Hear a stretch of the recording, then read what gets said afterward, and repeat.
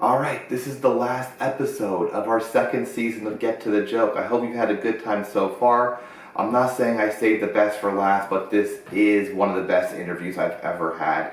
Our guest today is Matt Ruby, who I have such incredible respect for. I've actually never met Matt. He is the only comic that I've interviewed so far that I've never met in person. But I'm such a fan of his, and I have such a respect for his joke writing and the way that he finds material that I went out on a limb and he agreed to do this. But Matt has incredible background and content that you have to check out. He has a thing called the Rubesletter, which I never miss an issue of. It's just a crazy, funny, intellectually stimulating, just awesome piece of material that you get to view for free on Tuesdays, which I think is incredible of him. He has a really funny special called Feels Like Matt Ruby, which you can get on YouTube, again, for free. So I hope you get something out of this interview like I did. Matt is one of the most talented comics, I think, that are working out there.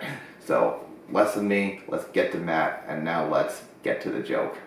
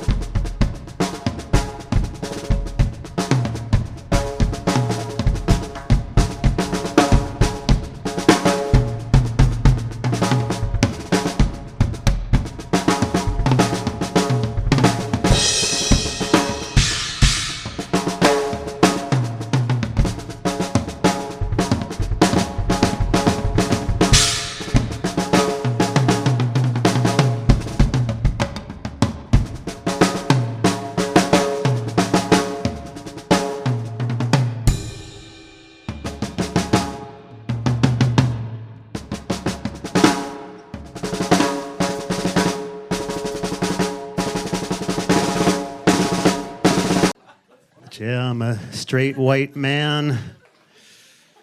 We had a good run, you know.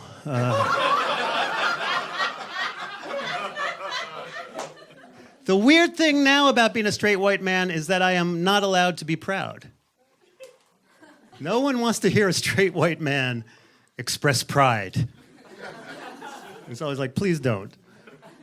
But what if I think straight white men are better at some things? What if I want to argue that straight white men are better at some things?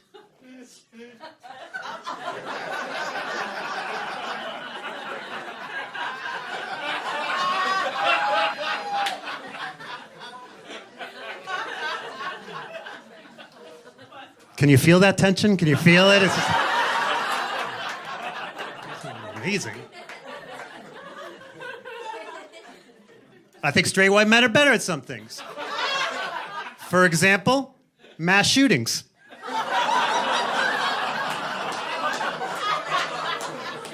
We are killing the game. And the people playing it. And I'll tell you why. This is really why I think straight white men are always shooting up the place. We do not dance enough.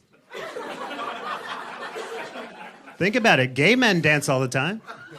Black dudes dance all the time. Women dance all the time. Straight white men, we're just standing in the corner being like, I gotta shoot up this dance floor. I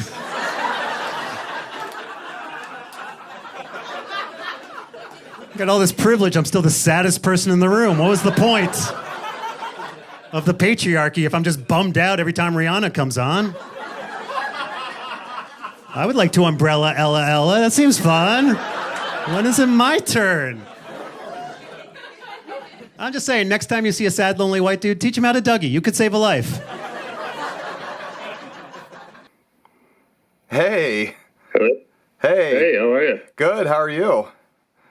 I'm okay. Can you hear me all right? I can hear you fine. How am I coming through for you? Yeah, you sound good. I got one of these fancy microphones that I could hook up. I doubt. The headphone is working fine. That's fine with me. No, I apologize for this very embarrassing use of technology to record you. All right. Well, it's nice to meet you. You're the first person I've done this who I've never met at least once prior to doing this, but All right. I read your article and I had to get to know you. It was, I mean, I was like, who is this oracle of stand-up comedy?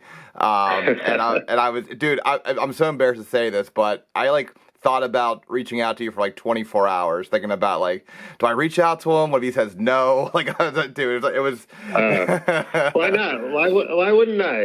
You say nice things. That's all you need to get anything from me. I'm super honored, man. I'm super honored to get to talk to you. And I know, and as soon as you reached out to me a few days ago, it hit me like a ton of bricks. I was like, that's right. Stand-up's back in New York. Like, what if he has to work? Like, am I taking money out of this guy's pocket if I'm sitting here and doing this? It's the one night off I had this week, so it's nice to be like, oh, I don't need to go anywhere.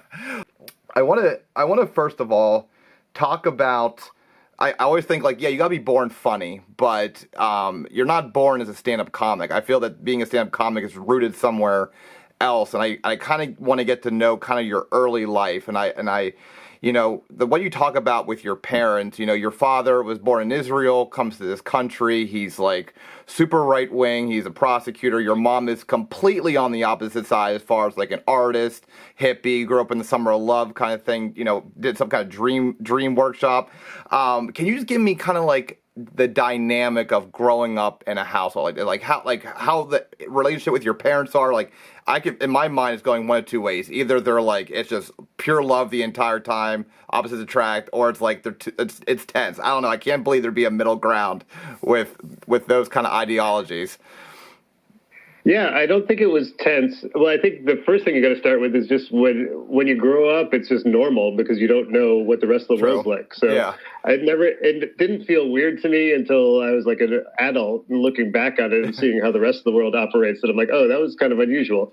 And especially now, I think that seems even more unusual. Back then, it was probably more common for people with different viewpoints to get together.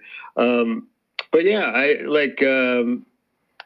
I would say their big bond with each other was like a desire to be left alone. So both of them had very overbearing mothers who were all up in their business all the time. So I think both my parents were sort of like, hey, if you leave me alone, I'll leave you alone. And then we can meet up when it's time to like do family stuff. But like otherwise, it was like a boxing match after a knockout where it's like, you go to that corner, you go to that corner. And I would just wait until 8 and then we'd have dinner. But I mean, like, and I like to go.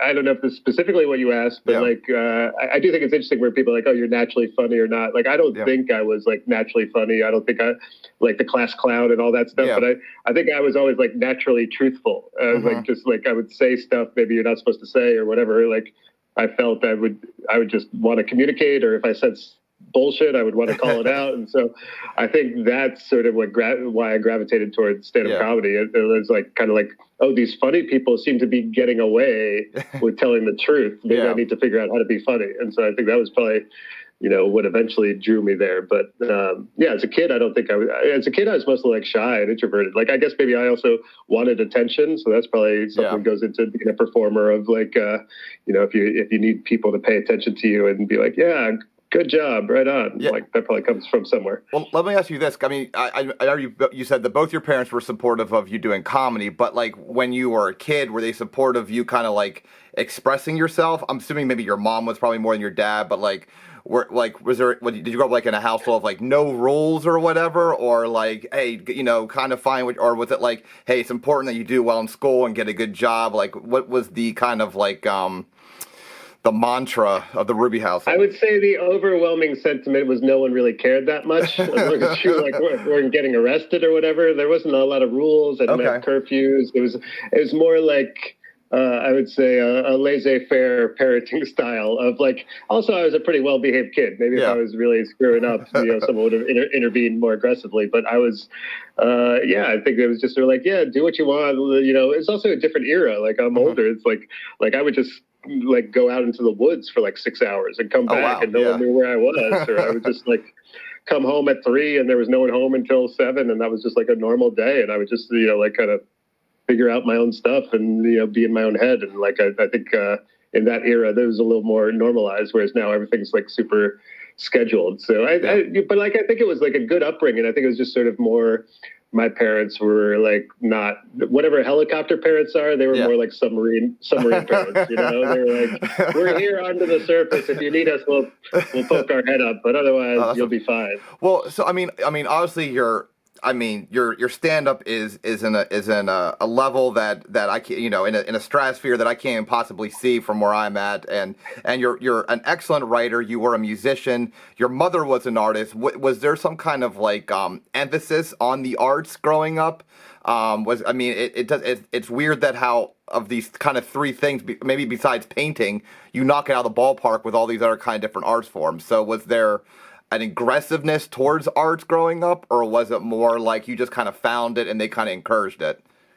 I would say there was a normalization, not an aggressiveness. Like my mom was very much into sculpting and writing poetry and listening to Billie Holiday and Bob Dylan, and just sort of like, watching, films that were like, so she was like, it was just around in a way. Like it wasn't like she kind of let me do my own thing, and I was probably just like a typical suburban kid, and like probably frustrated her on some level because she was like in this avant-garde mindset or whatever. But like for me, she was just like, it was around, so I was exposed to it, but I don't think I really got it until like I was probably in my 20s. That's when it started to click a little bit. I think probably when I was in the house with my parents, it was like, I just thought my mom was like a weirdo. I didn't really know, like, oh, this is like cool that she's into, this, minimalist composer or something like that. Like at the time, I was just like, I don't know what this is. I'm going to go to my room and like lift weights or play guitar or something. So, but I think, it was probably like some sort of, again, it's one of those things you don't know till you compare to other people. I think compared to other people who like had like some strict upbringing or had to, be on a certain clock of some sort, like I was much more free flowing. And I think my mom was happy. I did creative stuff and went into the arts and things like that, but I wouldn't say like she pushed me aggressively in that direction. Yeah. Okay. So, I mean, because I look at kind of this, I guess let me ask you this question first before I ask you the next question was, what is the kind of like the relationship with your parents for? I know both your parents are passed now. Was there ever after that moment like a regret that like, oh, you wish you knew them at a deeper level, or were they always kind of there if you wanted them? You never like were resentful with them? Like, what was that kind of relationship dynamic with both of them? Especially because your dad was he would have been busy. My dad's also an attorney. I know how busy he is. Your dad's a prosecutor, has a much bigger boatload than what my dad kind of does as a civil attorney. But so I didn't know like if were they around? What kind of relationship were they with you? Yeah, and was that okay with you? Yeah. I mean, well, you're good with the interrogation, so I feel like you got some of your dad's lawyer DNA in you. I can see you've done your research, you know some stuff. You're asking good questions. My relationship with my parents, I think it was typical. It might have like flipped early on because my mom was like sick for a while, and so then it just changes the nature of a relationship. Like I couldn't really be like resentful of my mom when she was like struggling with this disease and like kind of going through some stuff. So at that point, it just sort of like shifts the dynamics a little bit. I think maybe there's like our relationship progressed quicker, went to some advanced stage earlier just because of stuff like that.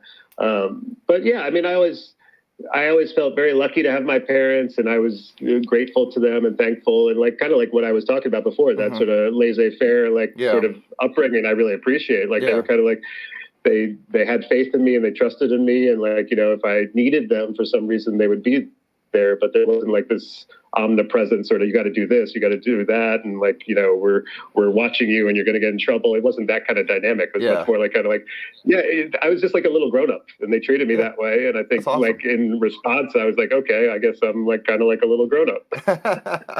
Oh, that's great, because I mean, it's not lost on me that you definitely are more like your mom. I mean, in all the ways. Just, I mean, I don't know you. That's what the point of this is. But just knowing what you've said about your mom and how you are kind of like, you're definitely more liberal minded, and you're definitely more you definitely want the artistic route versus more like white collar, blue collar kind of work, or and it's not lost. Like, go ahead. Let me counter one thing, because I totally get where you're coming from. Yeah. But my dad was a writer who really like spent a lot of time like coaching me on how to write and working with me on that.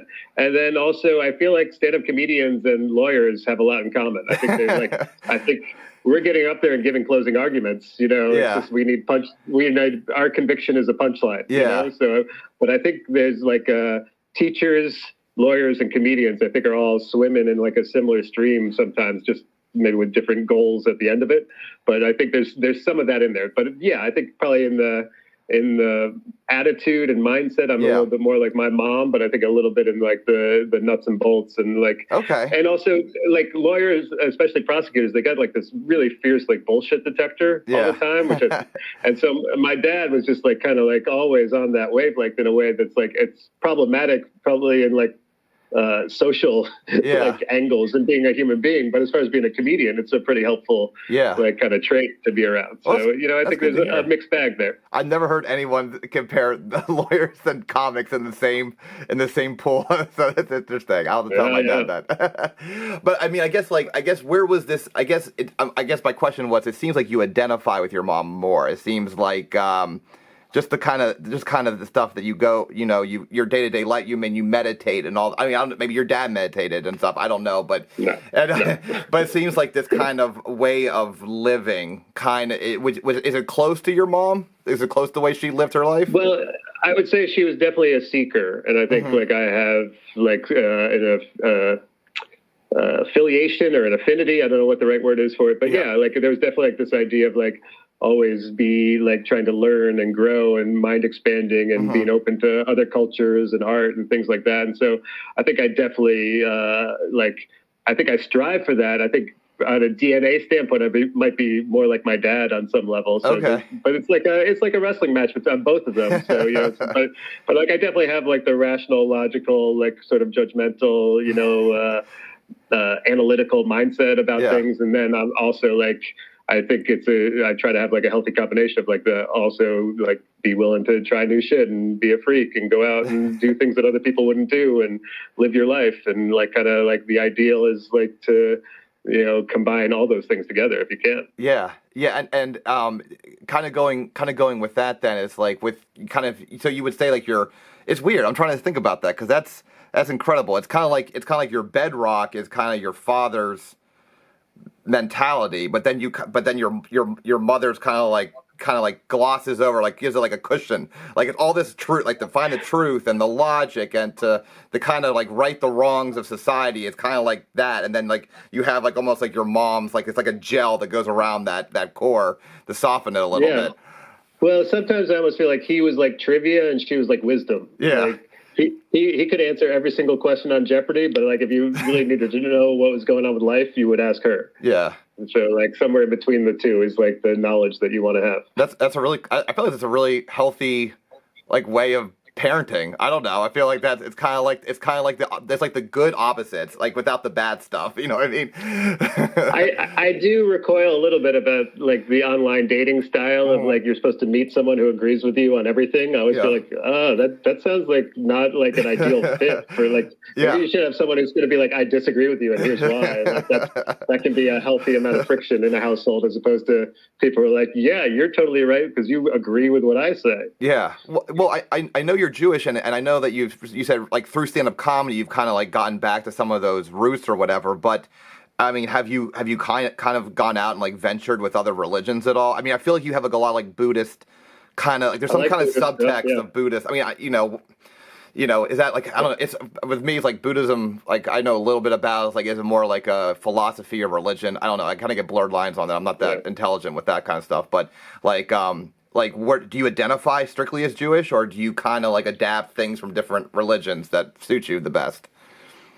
Yeah, I mean, I'm definitely Jewish and like was born and raised, and like I've done Torah study and other stuff. I just feel like that's who I am. But like I have studied Buddhism, and and I meditate, and I'm definitely have an affinity for it. It's like I think it's 1 out of 5 Buddhists in America are Jews, so it's not that uncommon. Yeah, it's like I think what I've realized over time is that like they're both kind of the same seed, but just different branches. Like the 613 rules in the Torah that you're supposed to follow. That's just sort of like the Jewish version of mindfulness. It's a way of making you think before you eat. Think about this, and what time is it before you do this? And there's this constant state of like kind of being in the moment. It's just different approaches of getting there.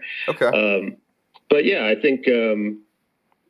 I feel like it's a little bit of like a buffet of, like Judaism and Buddhism, and then also, like comedy and rock and roll and art and nature and psychedelics and, kind of like books that you've read and people who you've met, and you've kind of put that together in some sort of stew to be like, well, this is what feels like church to me. And that's you can kind of, in software, they say roll your own. Like you can kind of roll your own operating system for, spirituality if you want. And then I think if that's something that you're not interested in or you're not able to do, and you just want one of the off-the-shelf solutions, there's a box with like Christianity or Judaism or Buddhism.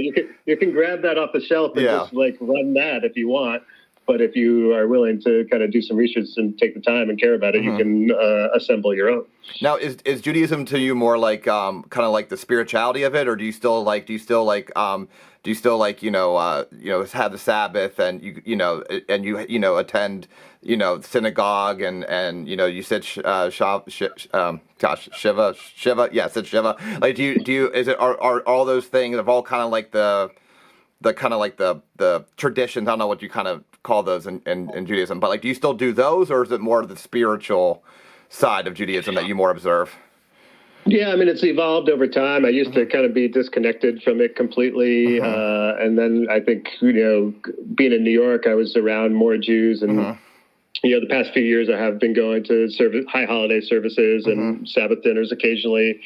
And I had a psychedelic experience with ayahuasca where I had all these Jewish revelations. And after that, I met a rabbi and began doing Torah study.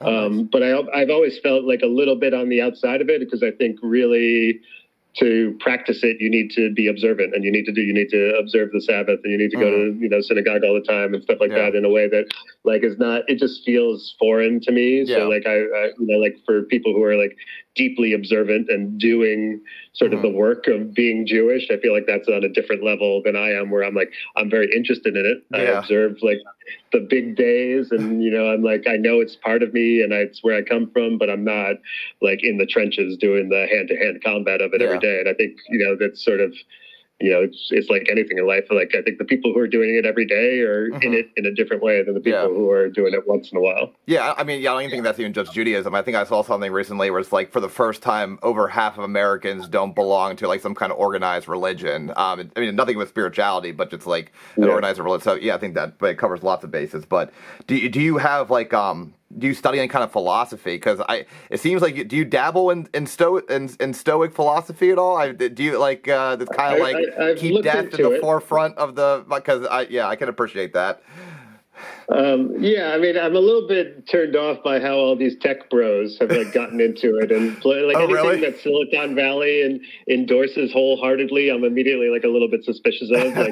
Like if Jack Dorsey is like and Peter Thiel are both really into something, I'm like, I don't know about that. I apologize, I don't know who they are. Those are like, I'm guessing they're like Silicon Valley power players, but. Yeah, I don't think I enjoy philosophy, and I've read it. I don't know if I am trying to embody a certain philosophy in my life. Probably like meditation and mindfulness and that sort of stuff, which might, if you want to trace that back on some lineage, you could go that way. But no, I mean, I think there's probably interesting ideas to be taken from lots of different philosophers, but like, I don't know, it'd be a little worrisome. I think if someone's like, John Stuart Mill is the person I follow and how I lead my life. It's just like, okay, I think you're supposed to read him and then read 10 other people and contrast the ideas and figure out how you feel. But also, I'm probably not, I don't want to say I'm ignorant of philosophy, but I don't know as much about it as I could. So I think that might be part of it too. Just a quick plug and we'll get right back to the show. Have you checked out my website, markstod.com? It gives you a whole wealth of information to how to see me live at shows. You can catch past Get to the Joke episodes and bonus content, and you can also check out some stand-up videos for myself. Please check out my website. Again, that's markstod.com, markstaud.com. Come see me live. Also, please, once again, subscribe to this channel, like our videos, leave a comment. I'll get back to you. Now let's get back to the joke. It's funny. It's funny that you kind of say it because, like, when I read stuff that you write, it almost to me is like a philosophy, kind of like a comedian. And just the stuff that you write, it's strange in a way. I'm trying to articulate in a way. It's like if I were just to observe, like it's like there's a need from you to kind of like educate up and coming comics about the realities of comedy. Like it's Gary Goldman gets a lot of credit for those.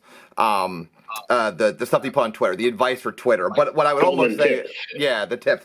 I would say almost, I was like, but it needs to be accompanied by what you're writing because Gary Goldman's setting everybody up with like, here's what you do to become successful. But it's like someone needs to ground a lot of comics, into like what the realities of being a full-time comedy really are, which is what you do. I mean, the article you wrote about your decade in comedy and here's what you learned. It's like, to me, that's like a philosophy. Like, here's what I've done. Here's what people have talked to me about. Here's discussions that we had. And now I'm going to put it on paper and communicate it out. So do you, I mean, you're probably going to say, no, I'm not a philosopher in comedy, but like, do you see kind of like why I would think that of you? Why I would think that there is like a way to educate people and the realities of stand-up?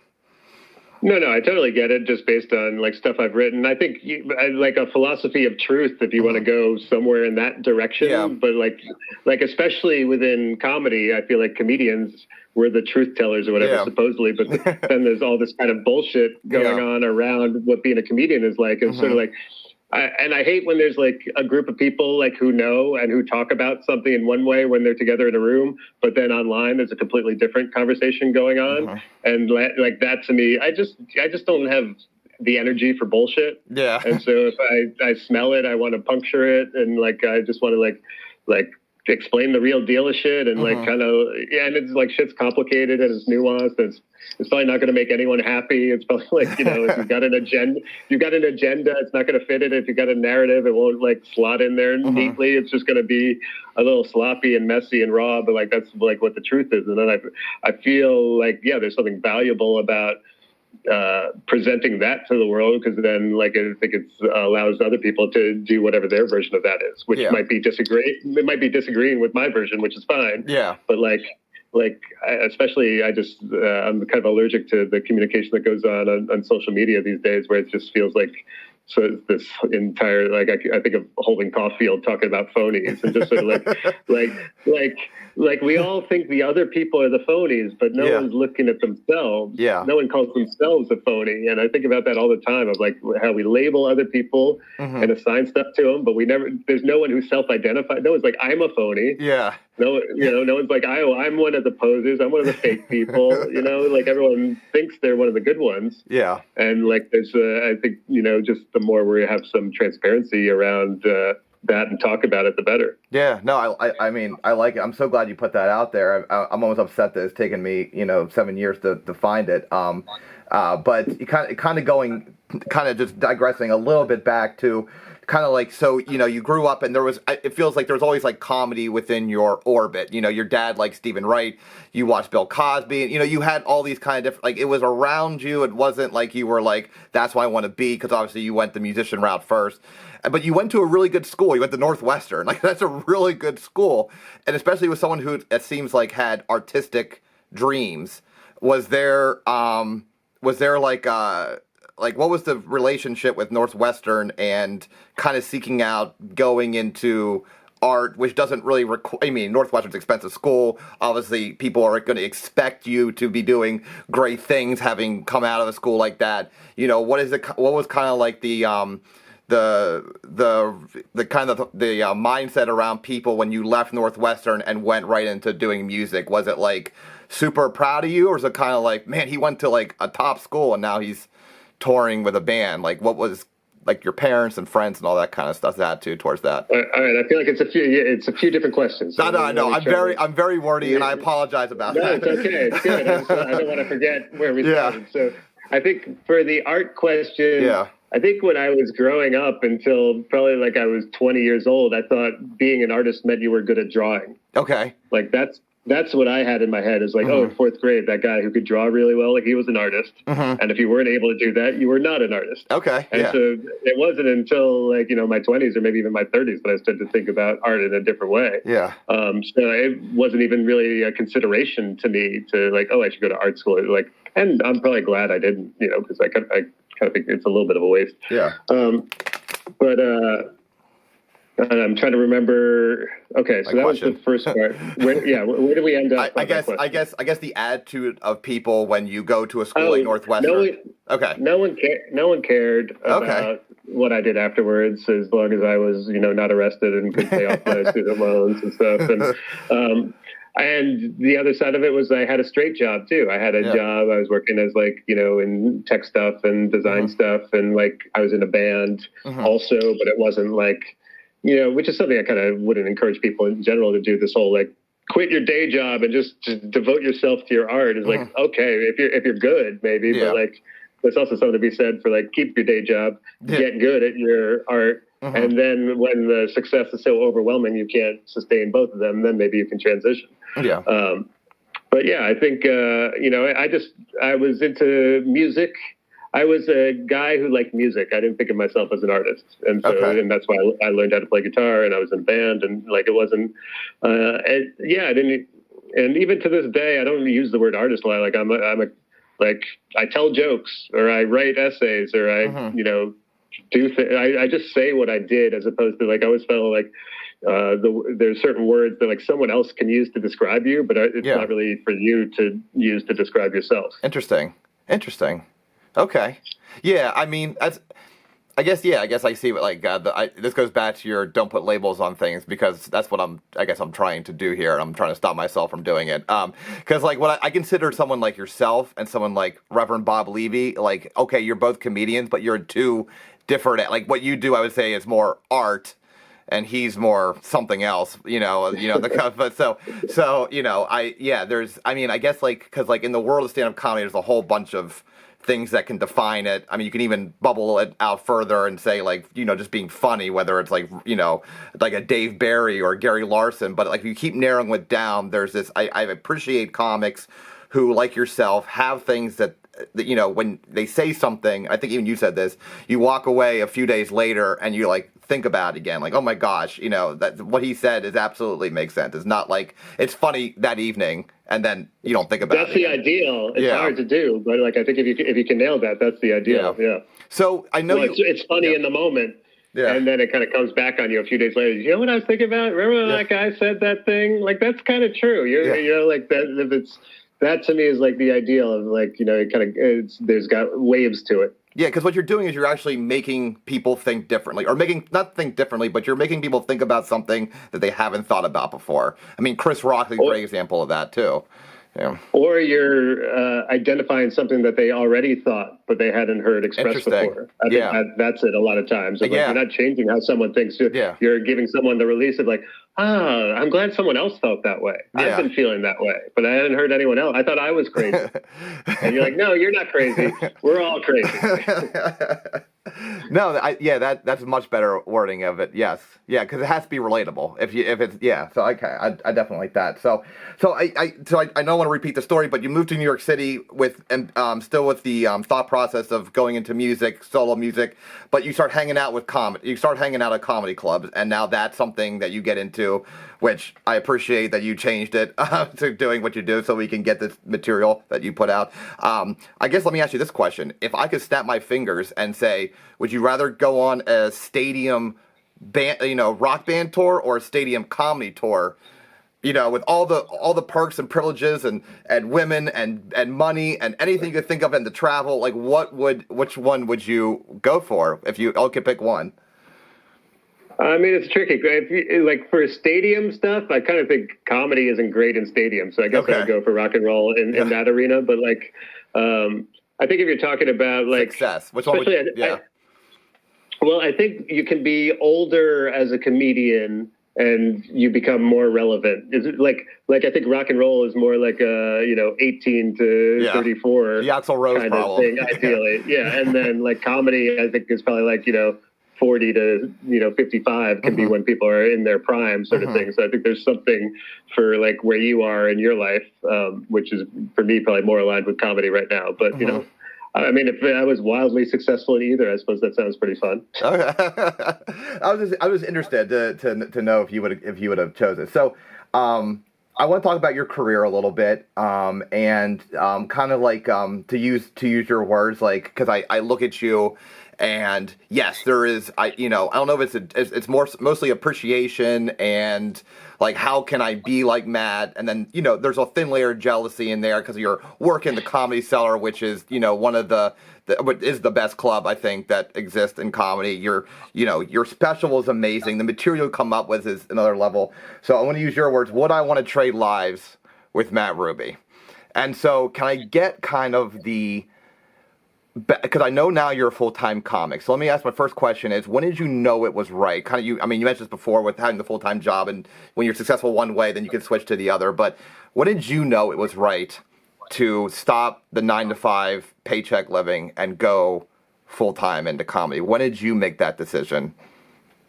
Well, I mean, honestly, I still take like different gigs at different points in time. So it's like I haven't had like a full-time job working for someone else in a long time, but that doesn't mean I'm, never getting income from other sources, sort of thing.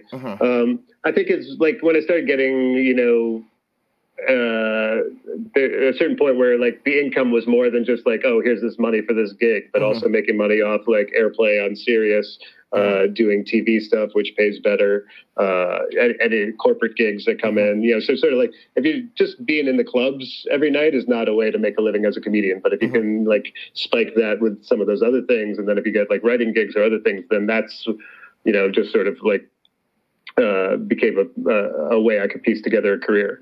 And, I was doing video production stuff, getting paid by corporate clients, but doing comedy stuff. So I felt like I was like learning and doing comedy stuff and working with cool people and writing stuff, but also kind of running like this boutique ad agency of like producing stuff and hiring people and like shit that's like not, creative, but like part of the deal. Like, I think that's part of the operation now, is sometimes you got to spend some time like managing your own career or being like a little bit of a businessman in order to carve out the space where you get to do your creative stuff. Yeah. I mean, I guess like, okay, so I like where you're going with that very generally, but it gets like getting really specific.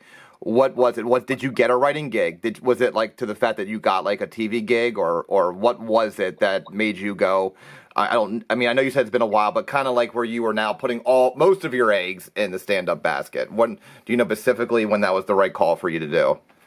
Yeah, I mean, I think like I'm pushing it. Like I wouldn't say I'm like a purist stand-up. Like I think I was like, I started Vooza, which was the show that was about the tech world, and that was sort of like became this video production company. So I was able to do comedy, video production stuff, and get paid through sponsors and to do custom videos. And then I was doing that in addition to stand up. So to me, it was all under this comedy umbrella. Okay. But it was definitely like income wise was not just all stand up, because that's just like, it's a really tough way to generate 100% of your income. And so even the people who are the most successful at it are doing writing gigs or podcasting or Patreons or newsletters or other things, acting, writing, kind of like, it's one of these things where it feels almost like you need to have a couple paddles in the water that you're using to move the boat. It's a comedy boat. It's still going in the right direction, but it's different things that are getting you there at different times. I mean, I guess can you maybe talk about? I mean, maybe this wasn't the case for you. Like how hard was it for you? I mean, you had Vooza, which was your production company. Like, I mean, I don't know if sponsors were paying for it, if this was coming out of your own pocket, but like, what was your life like during that transition period when you were starting to kind of go more into Vooza and stand-up comedy? Like, were you living in an apartment? I mean, I live outside Philadelphia, and I don't ever, besides one time, ever worked in New York City. So there's a stereotype of this struggling comic where there's 9 guys in a 1-bedroom apartment, and they're working 9 clubs a night. Maybe they're getting $20 here and there per gig. Like, was there ever a point where you were struggling just to live, or was that never? Did you never get that? Was there outside help or kind of thing? Or? I mean, there was like periods where I collected unemployment and stuff, but like overall, I was fortunate in like I had like sort of a solid tech job and I left it. Well, part of why I left it was because things were starting to take off, but I launched Vooza, and within a month we had, videos that were getting millions of views. Oh, and wow. Advertisers were coming to us wanting to, sponsor episodes and hire us to produce videos for them. So I kind of whatever transition I made at that point was justified by the fact there's something here. It's got heat. People are find it appealing or are wanting to sponsor it or pay me to do stuff. And it was kind of a different, it was when internet video was still kind of a fresh thing, like Funny or Die or College Humor or other people were out there also kind of able to do funny videos and make a living off it in a way that I think is much more challenging now. I think, I also have kind of worked 2 jobs for most of my life. So I think that's the other thing to throw in the mix of I've spent, a lot of my life, working all day on one thing and then going all out at night and, doing comedy or before that music and just sort of internalized, if you want to make art and make a living and be comfortable, you're going to have to work really hard. But that's, part of the deal. Yeah. No, I mean, so I kind of want to think did you have a tangible plan to do that when you left your tech job and it sounds like I don't plan. Oh, okay. I don't understand. Well, because it sounds like the money started coming in, so I didn't know if you were setting yourself up with hey, I can now project that we're going to start making 20 grand come September, 40 grand come October, and then my plan is that if I'm going that way and I see a cliff up ahead, I'm shit, I got to turn around. We got to figure out how to go that way. And so that's the majority of my planning is just avoiding cliffs. That's funny. And I think you were pretty honest at one point, and you had talked about comedy brought you a lot of pain, around lost relationships and jobs you turned down. And, do you, as you sit there today, is there anything that you regret because comedy happened, or has it all been worth it up to this point? Yeah, I'm not a big regret guy. Okay. I feel like that's trying to isolate something that can't be isolated. It's the decisions that I made were part of who I am and who I was. And if I had it to, it's you don't, if you knew the future, maybe you would make decisions differently. But also then you wouldn't be where you are today. So no, I mean, I think not everything has gone the way I would have hoped. Yeah. But also, I'm not sure I regret that I, made the choices that I made because I know why I made them at that time. And, it's and also a lot of times I don't think, sometimes it takes 10 or 20 or even more years to figure out whether something was actually a mistake or the best thing that ever happened to you. I just think we get caught up in sort of this short time frame analysis of stuff of this was good or this was bad. And sometimes something is really good for you in the long run, but in the short run, it's really painful and you don't know it until later. And so, it just, you can waste a lot of energy by analyzing stuff in that way if it's, not productive for you. Well, how do you do that? Because I'm constantly in this constant struggle where it's what I want to do, what I feel will satisfy me is B, but in order to stay where I'm staying and I have a daughter and make sure she it's that's A, I got to do A, but you seem to always work, it always doesn't. Do you struggle? How often do you how often should I ask do you inner struggle with decisions, or do you have some kind of way of hey, there's a difficult decision, and is there some kind of way you approach it? Because it seems like you're pretty relaxed on decisions, and it seems like you just kind of flow with the flow, and it just seems to kind of work out. Well, I mean, if you got a daughter, you got stakes. Right? Yeah. So I think a lot of this comes to stakes. You got low stakes, what's the worst that can happen? You're not going to lose that much if other people are depending on you, or there's bigger stakes. I think that's there's weightier decisions to be made. So I think part of what I've done is have kind of low overhead in my life in a emotional career relationship sort of way that's probably liberated me to some extent and given me some freedom, and probably had its downsides in other ways, so it's I can't prescribe it necessarily as a formula for everyone, but I mean, I think also I'm just I spent a lot of time being wrong all the time, looking back 6 months earlier and be I can't believe what I thought back then, what an idiot. And then I'm if I constantly think that, then why am I ever wrapped up in how I feel at the moment about a certain decision or choice? If I'm so I think to me, that's the the foundational thing is to keep learning and growing and feel like you're, even if it's not like conventional success, if you're moving towards sort of like some sort of personal like enlightenment or getting closer to who you want to be or what you want to know or like progressing in some way as a human being, then you're on the right path. And then but if you feel like you're regressing and like just, not feeling good about where you're at, or you're just like spinning your wheels or something like that, then it's probably time to examine your choices. But yeah, I think, and also like, I think we have a very binary view of things in our culture, that there's like the right and wrong way, and you just have to choose, and you'll figure it out and find your voice, and it's one thing. And it's like, shit's complicated. Like, it might be a little bit of this, a little bit of that. There might be no wrong choice. There might be no right choice. It might kind of wind up twisted no matter what you choose, and like you don't know. And it's like we get, it's not wise to get hung up on things that you don't actually have control over. Okay. Okay. So let me kind of go this way then. Like, when it comes to decisions, then, because of this low overhead analogy you just gave, is it something where like being creative is always your North Star? That's part of like my DNA, or where I want to be, is like making stuff. So it's like on some level that's just going to happen regardless, and so it's just part of who I am. I think if it's like constantly like blocking you from forging human connections with other people in your life, then that's problematic, and maybe you should examine that if that's a priority to you in your life, which in my opinion it probably should be. So it's, but yeah, I think the ideal is to have some sort of balance between all those things. Okay.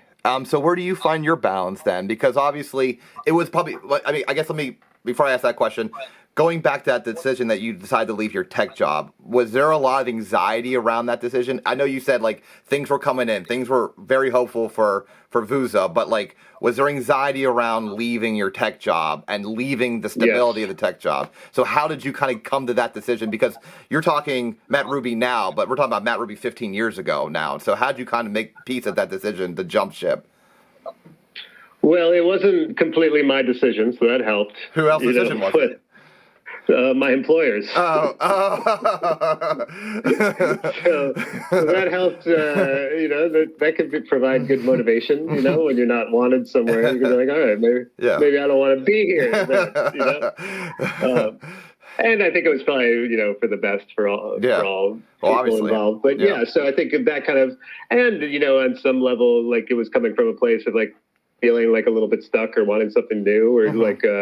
I think identity questions come into play whenever you've been doing something for like, over 10 years. You're sort of like, wait, is this who I am, or is this just what I've been doing? And like, let me try something else, especially, I think the younger you are, the more that's in play of like, okay, I did that. Let me try something else and see how that goes. And so I think, but yeah, there's anxiety around it, and, kind of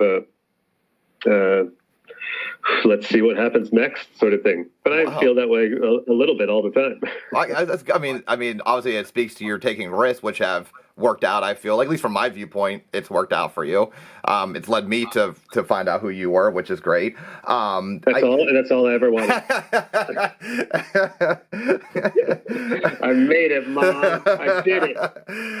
But I guess like kind of this kind of mindset around just from what I'm absorbing it in real time, so I'm digesting it probably accurately, and stop me if it's going, but it's like your personality type is very much like I don't label things. I don't really become attached to really one thing. I kind of just move in a direction that I feel is right at the moment, but there is this sense of risk taking, which like, so kind of like, where does that come from? Because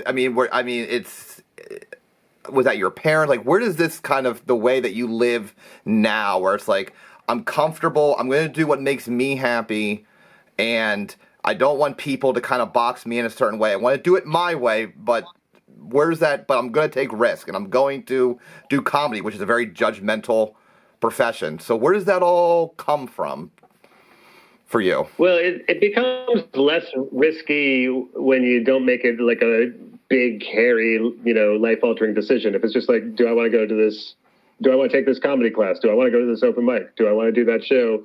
And then all of a sudden you're like doing something, and it's almost like it happened to you more than you actively like, you know, flipped a switch and went from one side to another. So I think my tolerance of risk comes from, you know, I've been around a lot of like illness and death and like crappy things that have happened. And I kind of think like that gives you some relativism about like what matters and what doesn't. And like the stuff that we think is so important and risky, does it really matter that much? Is it really going to ruin your life? Like probably when you're on your deathbed, you're going to regret more if you didn't take that risk than if you did. So what's the real risky path? If you know that, you know, like and also just from having taken psychedelics or traveling or performing or whatever else, just sort of like coming to realize that anxiety and fear are often associated with things that are transcendent. Like a lot of times that thing that like frightens you to death, like that's your sign that you should be doing it. Like, you know, not maybe not some reckless, you know, dangerous kind of nonsense, but like if it's something that's just like performing, like what do you really have to be scared by? Like, why wouldn't you do that? And like, recognizing that like, oh, I do have that fear or anxiety, but also I had that before and I did that thing. And then that was amazing. That's one of the best memories in my life. So do I wish I had listened to that fear and, you know, backed off back then? Or am I glad that I went through with it? And like, if you've got enough of data set that points you towards like, oh, that's just a feeling you get when you're about to do something interesting. Like, and that doesn't mean you should stop. That just means like push forward, and then you like kind of, the riskier thing would be to not do it than to do it. Very true. I mean, so would you almost say that your life changed when your mom got MS and eventually passed away? Because was that the first time like, oh shit, like death is coming for all of us? And because I mean, and now I mean, and it's kind of like I forget if you guys mentioned if you guys had a talk with your mom where she appreciated that she was able to travel when she was younger and do all these things that made her happy when she was younger, and then the realization that tomorrow's not always guaranteed. Was that the pinpoint in your life that made the decision to you to take these risks? 'Cause seeing that happen to your mom. Well, it happened slowly and gradually. So again, I can't say it was like a switch that got flipped, but it definitely, I think, impacted it for sure. Like I think both my parents had like kind of fascinating lives when they were younger, and then for various reasons, much more sedentary lives when they were older. And so, I think just embedded in that was some sort of message of like, when you're young and alive and in the city and can do anything, you should take advantage of it, because who knows how this is all going to wind down. It might not be in your control. Yeah, very true. Now, I mean, have you tried? I mean, I guess, like, have you traveled? Yes, you've traveled. I'm not talking about COVID. I'm talking about prior to COVID. But like, how has traveling for you changed now? Like, I can't imagine you go somewhere and do all, like, go to TripAdvisor and see the top 10 destinations. Are you going to some weird shit places that have like cultural impacts, or like, I'm going to hang out with this like tribe of people for a while? Like, is that kind of what you do now when you travel, or do you do the touristy things? I mix it up. I mean, I've been known to hang out with some tribal people. I've been known to do some touristy things. So, you know, sometimes you go where you're, appreciated instead of tolerated. But I think also when I was younger, I was more likely to kind of like backpack and do solo adventure stuff. And now I prefer to, go somewhere with my girlfriend or, with friends. I think, and also I think I'm much more likely to seek out nature. I feel like the longer I live in New York City, the more when I am out of New York City and it's up to me, I would like to be like in the woods or near the ocean or somewhere where it's like there's not traffic and sirens going on. So I think that's been a big part of it. But I mean, for me, traveling and psychedelics and, making art in various forms has all been sort of like part of what's opened me up a little bit to a more, open-minded way of seeing the world, I guess. Okay. To kind of tie this back to comedy then, I wanted to talk about the experience you had with ayahuasca, and you experienced that outside of America, right? Your first time doing ayahuasca? Was that outside U.S.? Yeah. So I've done it mostly in America, but my first time was in Peru. Okay, cool. So kind of I have never done it. I know vaguely what it is. But what it says that it gives you this clarity and perspective, and the part that I'm most interested in is helped you with being a stand-up comic. So kind of like, as someone who has never done ayahuasca, describe to me, not the experience so much, but what is it when you mean it gives you clarity and perspective? I know you're probably going to hate this question because it's probably something you can't describe, but like, how's it helped you, become a better comic, and how's it give you that perspective and clarity? Maybe you can give an example. That'd be great. Ayahuasca. Well, I feel like the first thing to do is describe it, because there's probably like people watching who maybe don't know what it is. It's hallucinogenic tea from the Amazon, usually like Peru or Brazil or Colombia. And it's a powerful psychedelic. And it's, if I had to compare it to something, it might be shrooms, but it's really like a different experience. You like are lying there for, 3 to 5 hours. A lot of people will vomit on it. It's,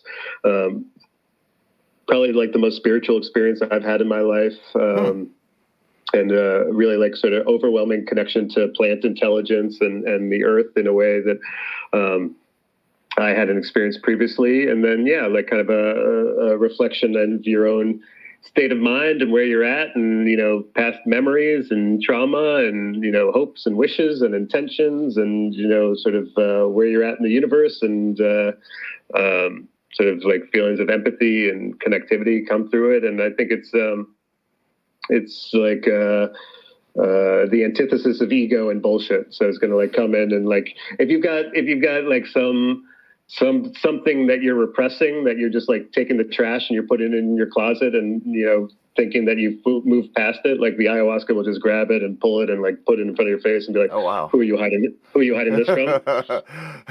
Because it's, and you realize like, oh, it's just like whenever you're repressing stuff, you're just wasting this energy pushing things down instead of letting them go. And so I think, it's this whole kind of, to get to your question about comedy, I feel like there's like an attitude of being in flow and letting things go. I think maybe, like releasing material and then moving past it and like moving on to what's next. I think some amount of, I think there's something humbling, very humbling about ayahuasca and stand-up comedy, of like, kind of like, you can be the most egotistical person in the world and think you're whatever, but like both of them will like bring you to your knees and humble you in a way that you're like, okay, this isn't about me. This is about something bigger. And, I think that's a good quality to have as a performer, like as far as like making people connect to you or feel like you're a real person, of like kind of whatever authenticity or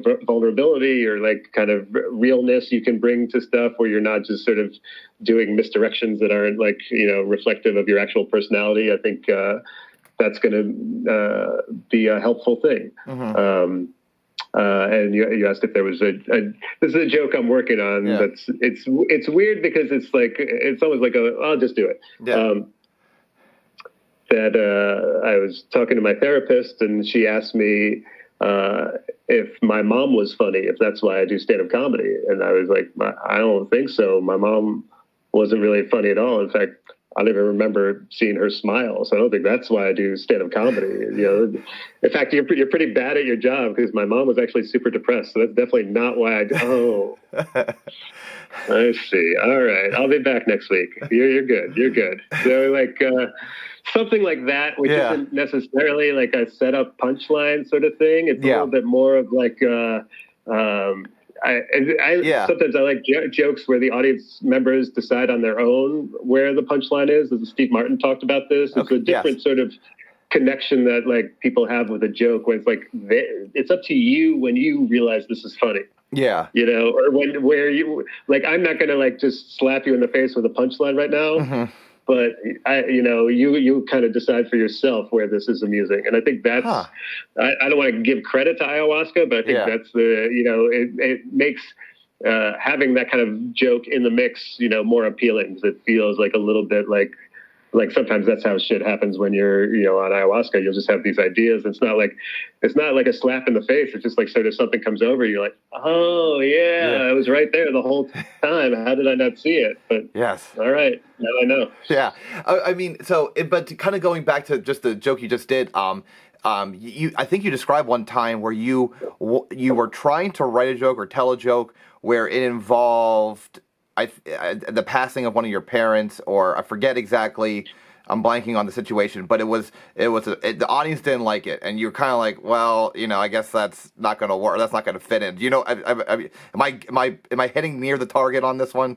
I thought you wanted to talk about something that had happened in your life. I feel like someone passed away, and you want to try to joke out. I'm trying to do jokes about death and dying. And I can't remember the specific one, but in general, it's a little tricky with audience. It's not necessarily why like a group of 25-year-old girls show up at the comedy club on a Saturday night. So you gotta remember, it's not all about me necessarily. But does that matter then? Because when I think about you, then it's like you want to expose the truth, and everything is going to be on your terms. And yes, you're going to make it as funny and relatable to the audience as possible, but you're not going to just give in to the audience. So why does a joke like that disappear from your act instead of you just keep working on it? If only I knew how to give in to the audience. If I could figure but I like that you don't give in to the audience. I would surrender. Oh, you'd be a hack then. No, dude, your stuff is incredible because you don't give in to the audience. Dude. So I'm glad you don't. And so I guess why is that more touchy material, or more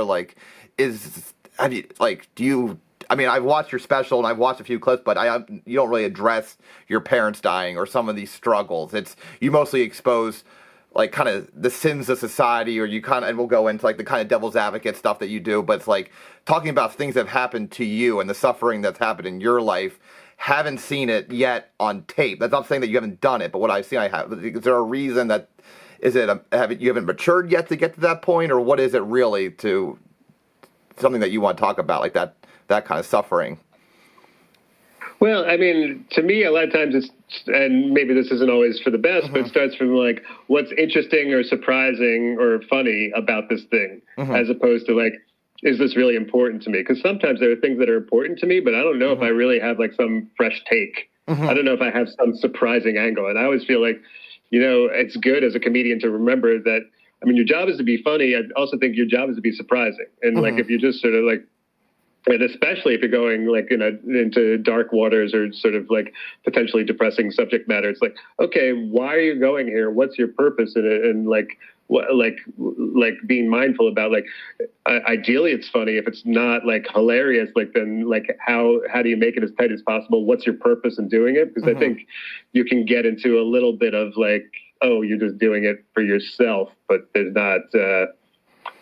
You're not giving people anything that's a reason for doing this. So, but that said, I don't rule it out. I feel it's something it's also I think part of being in New York is you wind up doing a lot of 10 or 15 minute sets, and that kind of stuff I think works better within an hour, where it's people get to know you and you can kind of you take a detour here for a little bit and then come back. Whereas when you're doing shorter sets, it's a little bit more of a tap dance of okay, I got these tourists from Sweden and this couple from the Bronx and these college kids who are stoned, and I gotta figure out the overlap in this Venn diagram of material that's gonna make them laugh right now. Yeah. So I continue to get booked at this club, and it's sort of you're doing your job as a comedian, which isn't always about being an artiste. Sometimes it's about chopping up the sausage for them. Yeah, sausage for them. So I guess go ahead. I think my hope is also that even if I am talking about not super deep stuff or more mundane topics, I think that there's part of my worldview that's coming through. I always think Mitch Hedberg is a great example of this, of someone who's doing quote unquote observational jokes.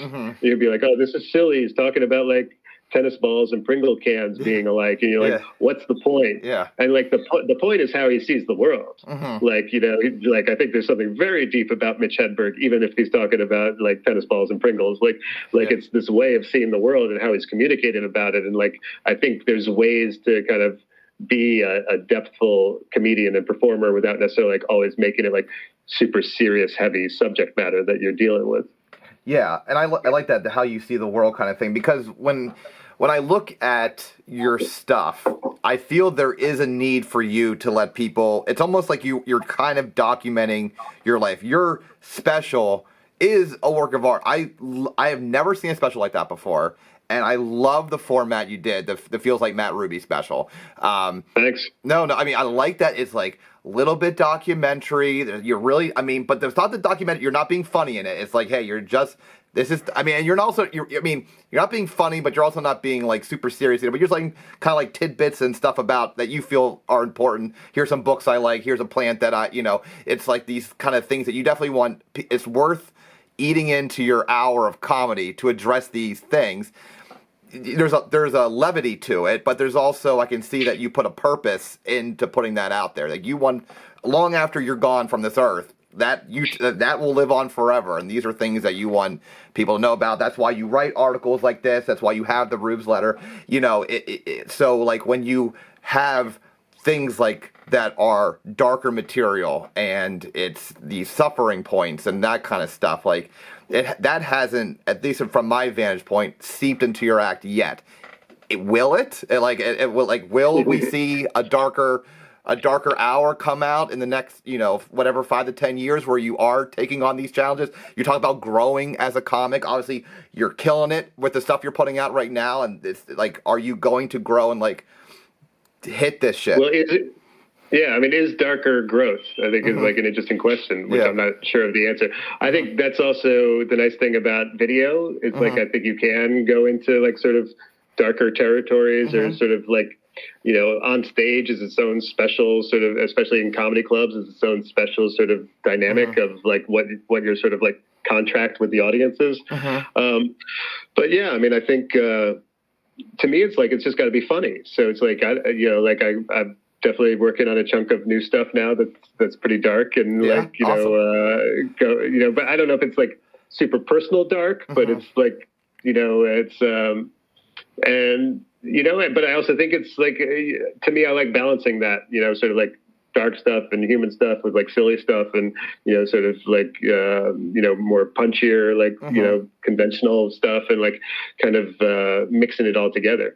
But yeah, I think inevitably, like, my comedy is moving towards more and more being like me and who I am on stage in like some sort of way that's like, it seems more like lines converging than it is like I can just go over here and be there. But it's like, okay, it's like I'm getting better and better at like being funny while being myself up there.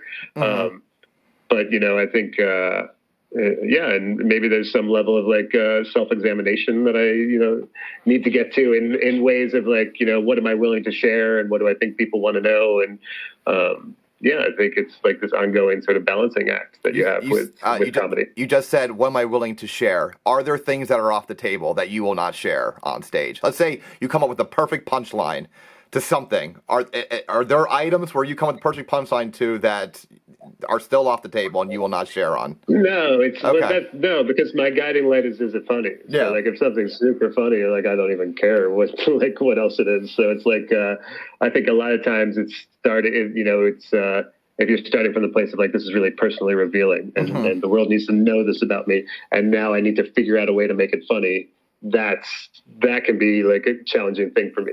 Okay. But if I've got something that like I know like kills, but it's also like personally wounding, I'm like fine with that. That's the ideal if I can get there, Personally wounding. Well, so are these things like the ayahuasca and going to therapy and religion, are these tools to make you a better stand-up? If I told you that you can no longer be a stand-up comic, I ban you from doing comedy ever again. Would all those dissipate? There's no reason to do the ayahuasca, no reason to go to study Judaism. There's no reason to do therapy because all these were just ways to help you examine yourself to make your comedy better. No, I don't think that's accurate because Okay. I feel like you're trying to be like a good human being, like, and I don't necessarily mean like morally proper or whatever. You're just trying to keep getting better, and like I think comedy is. I think the byproduct of that is it does make you a better comedian or a performer or artist or what have you. But like, I don't think it's the sole reason to be doing it. I think even if that wasn't happening, also it's just a way of like staying sane and like kind of dealing with the world overall and like kind of like, what the hell is going on right now, and why are any of us doing anything that we're doing, and like kind of having some purpose and like alignment and like where you're going and how you behave and what you make and what you do and what you care about, and like I think there's some sort of unification theory of like getting there, and the more and more enlightened you get, the more and more funnier that you get. And they, like that Gary Shandling documentary, I think got at it well. Like, is there some sort of singularity here of like you can become one with comedy, you know, of being authentic and surprising and revealing and funny and, you know, cognizant of the crowd and connecting with other people on their wavelength. And I think that's the challenge that, you know, few people reach. And I don't always think it has to be that sort of like personally revealing. Like, I think when I think that way, I think of people like Dave Attell or Norm Macdonald as people who have like become one with their comedy almost. And like, it's a miraculous thing to watch, you know, when you see it, because it's like, oh, this is like some real, like, I think of Dave Attell as like the Zen master of comedy, even though he's, you know, presumably not very Zen given his act, you know, and not very, but there's something about, you know, it's like the Mitch Hedberg thing. It's not necessarily the topics that he's talking about. It's the way he's talking about it. It's the economy of words. It's the ideas and the purity of it. And there's just something very pure about the way Dave does stand-up comedy, and how, you know, like I'm fortunate enough to get to see him perform all the time in New York at the Cellar and other places. And it's like, oh, it's like this jazz concert where it's changing a little bit every single time he goes on stage. And he's sort of, you know, I'm not sure there's anyone who like kind of enjoys being on stage more than him, even though he seems super down and depressed about everything. And, you know, and he's just this real master of the art form in a way that's like kind of incredible to watch. So on some level, I feel like that's almost like, you know, and I don't know if that's where I am personally like going or what I aspire to, but it's like wonderful to watch and see. So the fact that you used Dave Attell kind of triggered an interview I heard with Big J. Okerson, and which he talked about that he loves traveling with Dave Attell because it's like your own, you get like your own private stand-up show. Because Dave's the same way on stage as he's off stage. Again, I never met him, just from what I hear. So when you talk about this Zen, you know, kind of one with comedy kind of thing, and you pick Dave Attell, is it almost that this being a comic is just, you can never turn it off, that you just integrate into a life where you're all, like, for instance, you and I right now are having a conversation in which, you know, you're not trying to be a stand-up comic, you're trying to relate to me, and we're trying to have an interview, and I'm trying to mine all the intelligence out of your head to make it applicable to me. And it's a different dynamic. I'm assuming if I did this with Dave Attell, he would try to make it funny or pick on me or something like that. Would you say, like, right now, Matt Ruby, human, and then there's Matt Ruby, stand-up comic, and you're trying to, and your goal is to kind of mesh these into one, and Dave Attell and Norm Macdonald have done that? Am I on the right track kind of with that? I know I'm just word vomiting here, but... Yeah, no, I think you're onto something. I think there's something about those two that represents sort of like the pinnacle of comedy, of like pure comedic thought, especially from a stand-up perspective.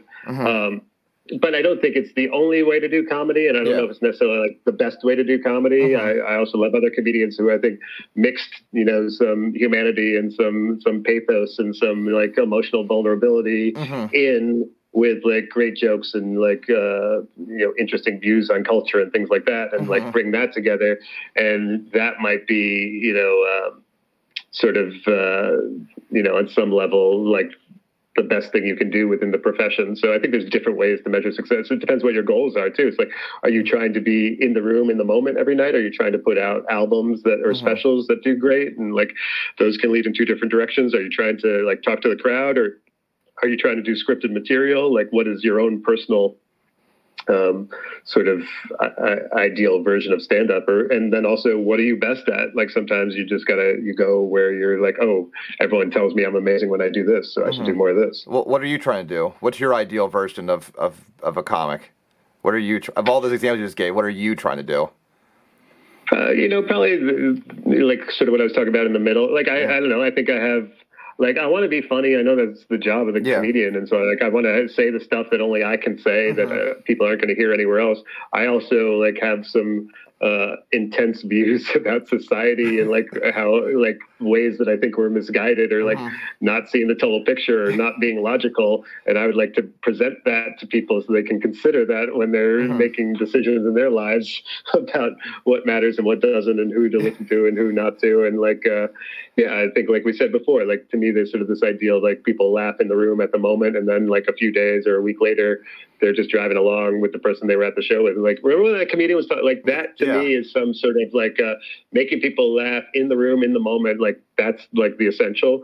But then if you can also give them something that's depthful enough that they return to it or think about it, that like kind of keeps coming back, then you've kind of occupied multiple layers. You've hit them on, like, you gave them the jab, and then a week later you're giving them the uppercut too. And like that's when you're really firing on all cylinders. Yeah. Okay.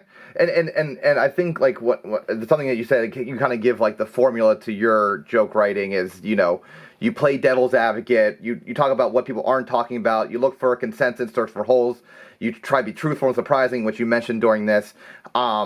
Let's talk about the process of doing that. I mean, I can read this, I can read this every day and probably not be able to do what you are able to do. So let's kind of mine out the way that you kind of go about doing that. And I think the joke that comes to mind first is the why white guys shoot up dance halls, which is an amazing joke, and it speaks to your level of talent, because anyone going up there talking about, first of all, white men, there's already triggers going off there. Mass shootings, triggers are going off, but you're able to make it funny. I mean, and it's very true. It's extremely true. It's very relatable. What kind of, when you sit and write a joke, or when an idea like that, if you want to use this example, if you don't want to use that example and use a different example, by all means do it. Kind of tell me how an idea like that is captured in your head. I mean, that one percolated for a while. I feel like there's just been something in the background that I've always, and I don't even know if I think it's funny. It's just sort of like that you can go out and you'll see 4 women go out on the dance floor together and dance with each other who are straight. But you would never see 4 25-year-old straight dudes go out on the dance floor together and start dancing with each other. And so I'm like, well, there's some, I don't know if inequality is the right word, but like there's some chasm there between what's allowed, and there's probably some impact that comes from that. So like, okay, men don't get to do that in our culture. Could that be why they're all like, sort of bubbling up with testosterone and rage on some level, and like kind of feeling like even, traditionally like marginalized or oppressed groups love to dance, I can find like a Puerto Rican guy who can't salsa or an African person who can't dance, but like white people be like, I don't know how to dance. It's like, well, maybe this is part of our problem, you know, like if we just never use our bodies and just sit in a basement and play video games and don't know how to talk to girls. That might come out in some ways that are unpleasant. And so I think that was sort of like the seed of it. And then like, the mass shooting stuff is like. I kind of want to stop you right there, real quick. Sorry, I apologize, but I just want to. What was, if you can kind of chicken and egg it real quick? What was first? Kind of like that there is something funny here with this kind of premise, or that screw it, I want to write a joke about why white guys. Interesting. Okay. Okay. It starts with interesting, or so not necessarily funny, but interesting. Okay. Yeah, interesting, or I see something here that not everyone else sees. Okay. That's a big part of it too. Of like, can't you all see this? Don't you all see that this is why these dudes are doing this? Like, I can't believe you guys don't all see it.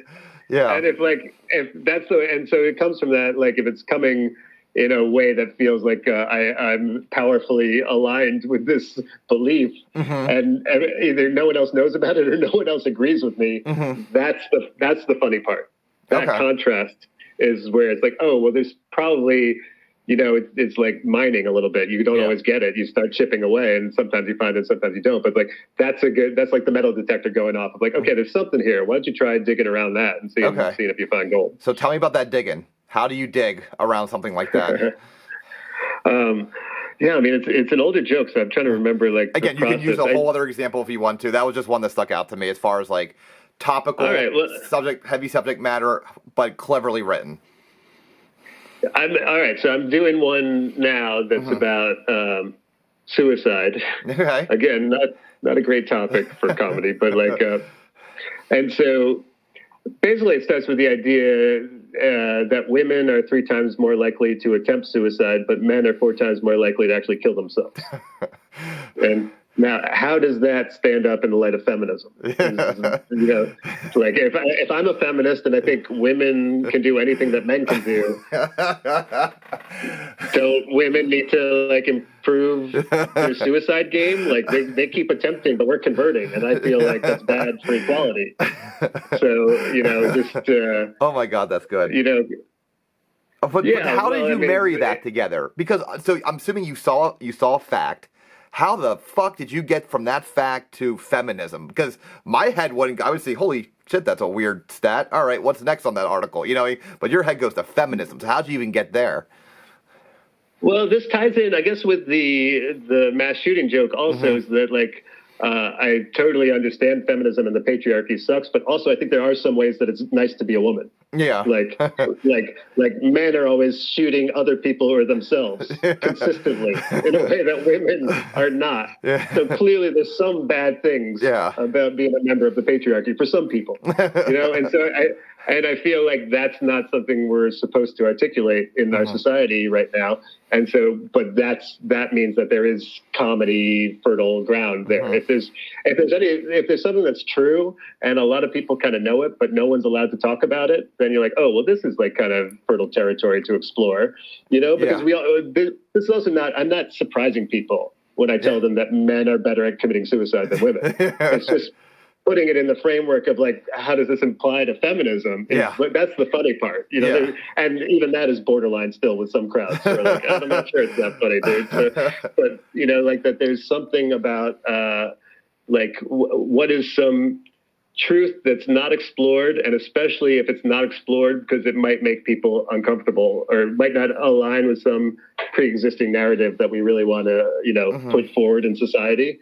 That to me is all like, oh, this is ripe territory. And so, but that's a joke where I had the idea and I'm like, I think this is too dark to do on stage. And then like I ran it past some comedian friends. They're like, no, it's funny, you should try it. And so then I tried it and it didn't work at first, but I knew at least I had people on the hook, which is, so that's kind of like the first step before a joke even works most of the time. It's like, all right, there's definitely something here. Whatever I'm saying is like interesting or surprising enough, like people are engaged or laughing a little bit or on the edge of their seat to see where it goes. Like, all right, now we're in the right territory. So now it's sort of like just, nurturing that soil and tending to it and trying different approaches and tags and lines and scripting, different angles on it and like kind of almost thinking like a scientist doing like, A/B testing or like some sort of control group this and then the experiment here. And you every night you go out with a hypothesis and you try to prove it true or false. And like, if they laugh, you're like, okay, I think it's true. And then you try it on the next crowd and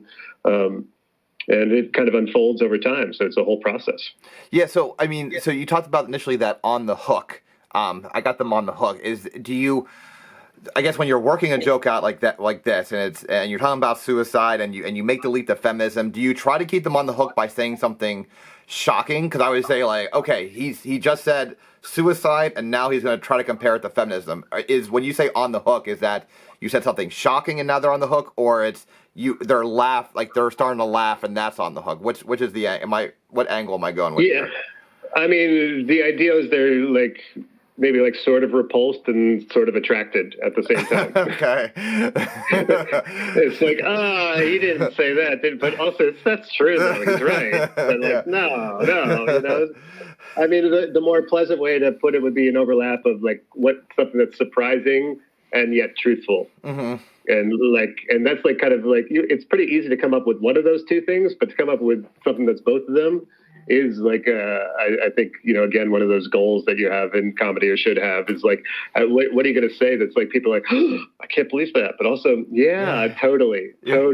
And like, and then that in itself, I think is a lot of time just brings up punchlines and gets people in the, that's when like laughter is going to occur. It's like that sort of aha moment around things like that. Yeah. It makes you, I was thinking about when you were just talking about that, I was like, it makes you a very interesting comic because you kind of form your own little niche where you take an observation, i.e. this fact about suicide rates, but then you relate to something topical or something political or something, I don't, where else am I going? I can't think of other words that go in that realm, but like you're trying to mesh it with real-time society issues.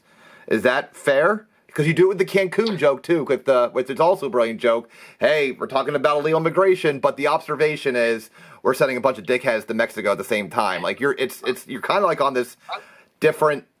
I'm trying to think if there's any comics that do what you do, where it's like it's an observation, a very Jerry Seinfeld-y, and then but there's also a very topical, political.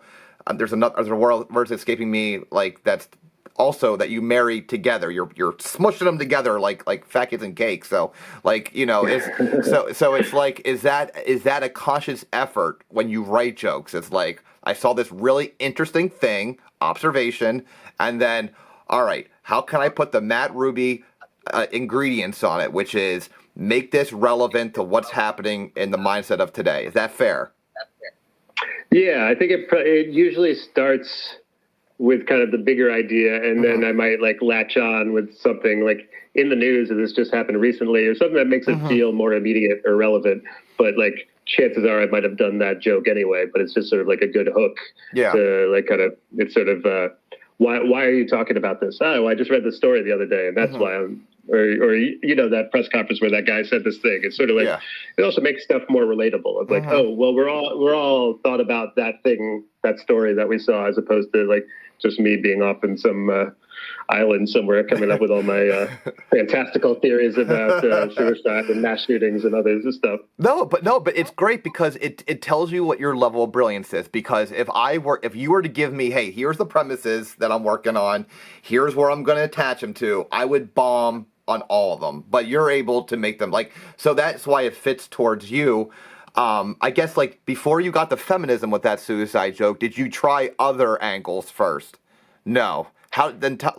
No, I mean I knew it was like this suicide joke and about gender, and then like it was a little bit of like a massaging like device at first to be like I'm a feminist and I think women can do anything men can do.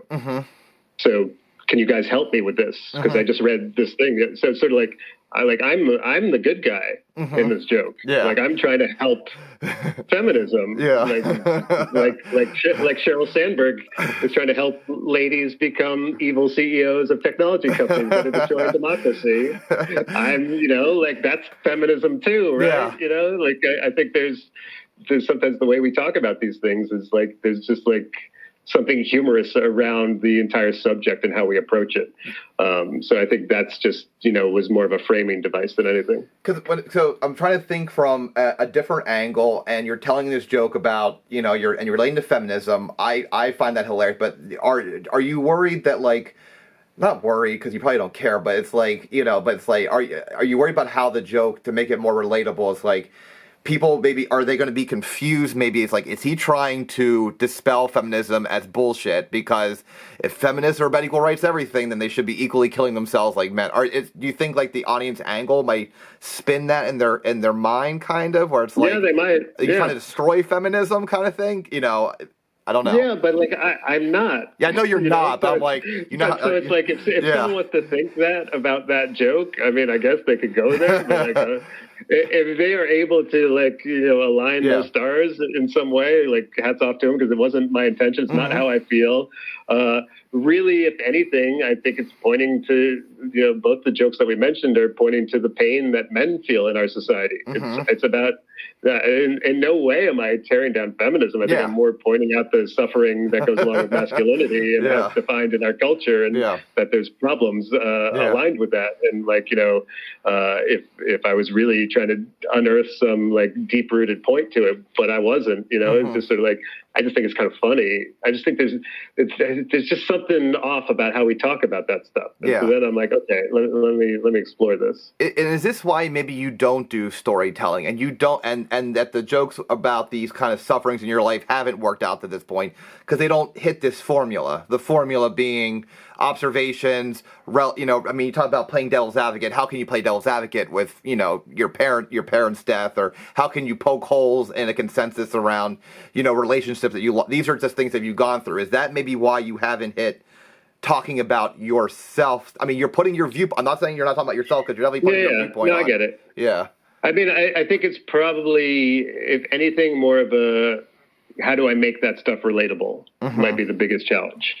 And, it's also like, if I really wanted to talk about it, I would figure out a way. It's, I guess, like, sometimes I feel like that's viewed as like, oh no, you're supposed to be like super authentic and vulnerable and expose your demons and like especially when you're doing jokes and you're doing them night after night on stage. Like sometimes it's like, I don't know, like maybe I'd rather do that in a different forum, or figure out some other way, or like I also write stuff and do other things, and like maybe sometimes this is better expressed in this media, and like my stand-up should be more about like a joke that everyone in the crowd is gonna like be able to get behind, as opposed to like, oh, that guy was more like one-man show territory is sometimes how I feel about that stuff. And like, and I might do like a one-man show, and then maybe I can go longer between laughs kind of thing.